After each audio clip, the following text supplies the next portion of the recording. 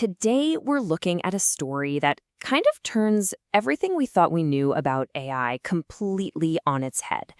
It's about an AI that is learning how to judge itself. And it really all comes down to this one question. In a world where all the tech giants are in this crazy arms race to build the biggest, most powerful AI, how is a smaller, much leaner model managing to keep up, and in some cases, even win? That's the puzzle we're going to unpack. So, check this out. This is what sparked the whole conversation. You've got this model, MetaStone-S1, going up against OpenAI's O3 Mini, which is a real heavyweight. And these aren't easy tests. They're tough reasoning benchmarks. But look at the results. The smaller model is right there with it, sometimes even pulling ahead. So how is that possible? To really get why that's so shocking, you've got to remember what the AI world looks like right now.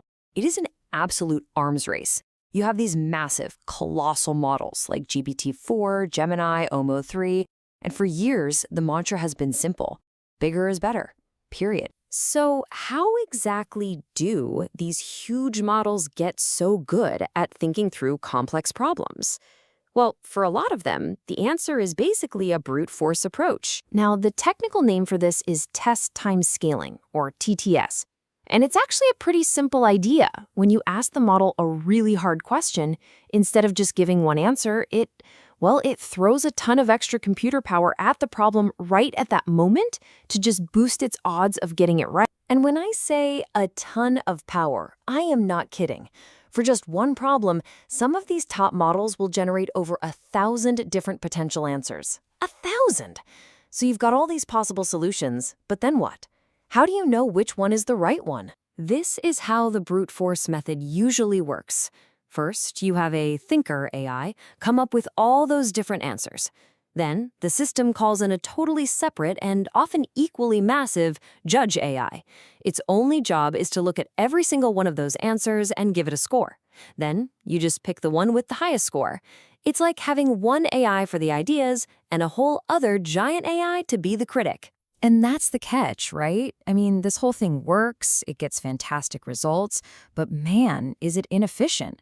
It just burns through computing power. And you need this whole other giant model that does nothing but judge.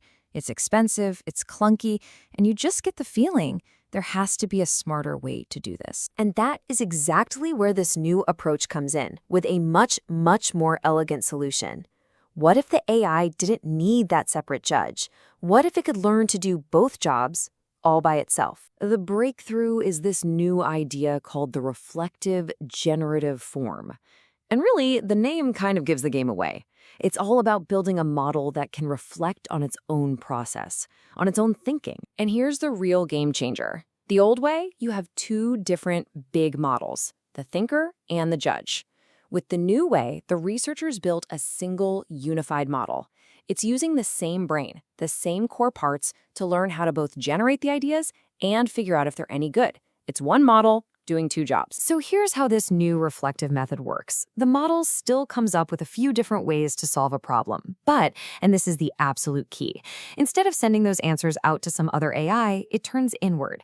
It uses a kind of built-in inner critic to score its own work. It's basically asking itself, hey, does this line of reasoning actually make sense? And then it just picks the thought process that it itself gave the highest score to. Okay, so that sounds amazing in theory, but you have to prove it, right? You have to prove that a model can actually learn how to judge itself. And the proof is in what the researchers started calling the aha moment. And I mean, that's the billion-dollar question, isn't it? It's one thing for an AI to spit out a bunch of text, but can it really develop a sense of quality? Can it actually learn to tell when its own logic is sound versus when it's just completely off the rails? The answer is a huge, resounding yes. You can literally see it in the data. When they start training the model, its ability to tell good reasoning from bad is, well, it's a mess. It's all over the place. But then there's this one point in the training where, bam, it just clicks. The two lines suddenly diverge. That's the aha moment. The model has learned to separate the good ideas from the bad ones. It's become its own critic. And this wasn't just some lucky accident. They found that this ability follows a really clear scaling law. All that means is that it's predictable. The more computing power you give it, Whether you use a bigger model or just let it think a bit longer, the better it gets at judging itself. This proves the aha moment is a real, scalable skill, not just a one-off party trick. So this all leads us to what might be the most incredible part of this whole story. It isn't just about making AI a little bit better. It's about a massive shift toward making it way, way smarter and radically more efficient. Okay, this is where it gets absolutely mind-blowing. The performance of this model's tiny, built-in inner critic, that's the blue line, is consistently better than using one of those separate, massive 72 billion parameter models as a judge. Let that sink in. The tiny integrated critic is just flat out better at picking the right answer than the giant external one. 53 million. That's it. 53 million. That's the tiny number of extra parameters they needed to add this powerful self-judgment capability to a 32 billion parameter model. It's an almost microscopic addition for a gigantic leap in performance, especially when the old way meant you needed a whole other 72 billion parameter model. And that incredible efficiency brings us right back to where we started. That first chart? It makes perfect sense now. By teaching a model to think and judge, to have that inner critic, you get a system that punches so far above its weight class, getting these top-tier results with just a fraction of the resources. So we end up with this thought. For so long, the story of AI has been about one thing: size, getting bigger and bigger. But maybe this is pointing to a totally new path.